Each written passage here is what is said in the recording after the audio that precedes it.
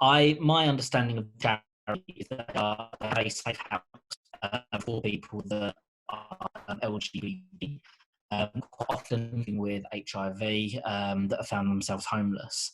A lot of the work they do is giving shelter, making sure people have got food to eat, and teaching life skills as well. So they do a lot of training around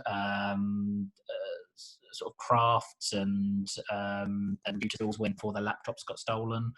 They do a lot of training. They try and give people the skills to be able to survive and give a safe place for LGBT people.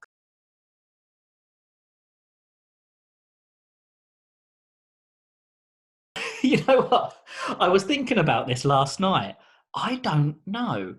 I it was when I was the volunteer. So I used to be the volunteers manager for Pride Cymru, and I was connected to a lot of voluntary organisations and talking to a lot of different people. And myself and Iga ended up being friends on Facebook. And he reached out one day and just told me a little bit about what the charity does. And I thought, I'm sat here, doing the volunteer work to get volunteers to make sure a Pride in the UK happens. And in the UK now, as much as they are still and should be a protest, they are a lot more of a celebration of how far we've come. And I'm sat here having a conversation with someone that has been beaten by the police, that's been arrested, that needs money to be able to pay rent so that they can keep on doing what they're doing for people. It's something I wanted to get involved in to see if there was something that I could do to help out. And a lot of it for them, to be honest, is the financial side. It's making sure that their rent is paid, making sure they've got food, making sure they've got what they need to be able to do the training they do.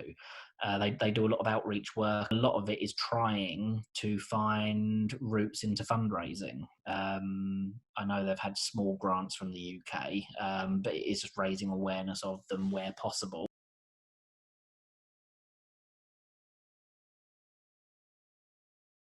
A lot of it's online, so there's a small community of us from different countries that they've got a Facebook chat with that they talk about and do what we can. So it is very limited. There's a lot of word of mouth. I think the same thing here. A lot of people will speak to each other and find out about what's happening and get in contact with them based on that.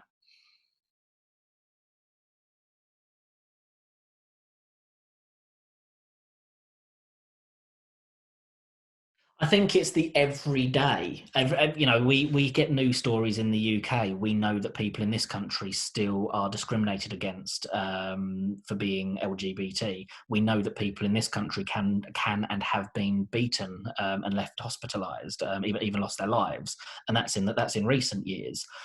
I think the sheer amount that happens to them or happens to the people involved in the charity over there is what people don't necessarily realise. I mentioned to you in the message, I sent a laptop over there a couple of months ago, and it cost me around £90 to get it sent over there, and they then had to pay for that as well. They had to then pay around sort of £70-80 to be able to get that out of the sort of post office. And within a month, their safe house had been broken into, and all their electronics and everything had been stolen. They'd have death threats left for them. The place was just completely ransacked, and that's something that happens regularly. They've moved premises once because of the police attention they got. Because police were pestering them and bothering them.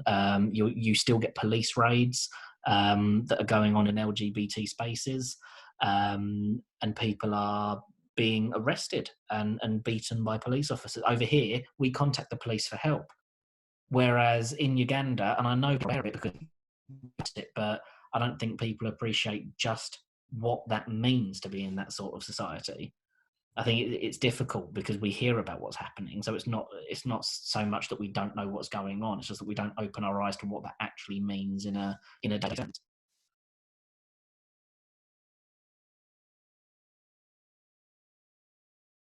the best support I can recommend is the financial support, Money. because it's impossible for me sat here as a white male in the UK to be able to put myself in the shoes of someone living as a gay person in Uganda. It's impossible for me to put myself in those shoes. I can't say what they should be doing to support each other, but Yeah. I can certainly, talk about what it is they're trying to do and offer funds when available to be able to make sure they've got food on the table, or make